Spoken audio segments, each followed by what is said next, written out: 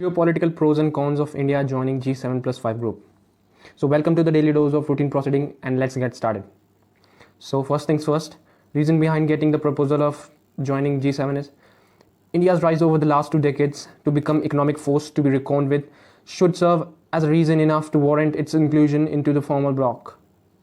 India's growth in last 2 decades in terms of PPP, GDP and influence in other international organizations is massive. Now let's talk about some uncertainties that will hinder the entrance of India in G7 grouping.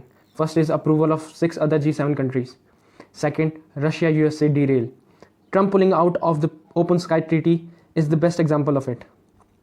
Third is November 2020 elections. What if Trump lost the presidential elections? Because this summit is likely to be held in September 2020. This will be a huge blow to US-India relations and foreign policies because opposition seems to criticize India at every point of time, whether it is J&K issue or CAA. So because of these uncertainties, India should not jump the gun to be the part of G7 grouping. New Cold War, USA and China.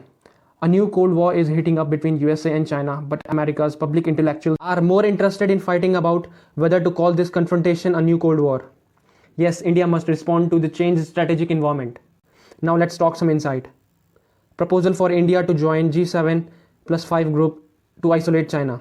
Whereas India has believed in strategic autonomy of being non-aligned by not joining any superpower. Instead, India has believed in maintaining friendly relationship with every countries on the bilateral basis based on India's national interest. And the question is, if India comes to accept the proposal of Donald Trump and be the part of G7 grouping, which isolate China, would India be willing to increase tensions with China, with which it share a long border and understanding border dispute?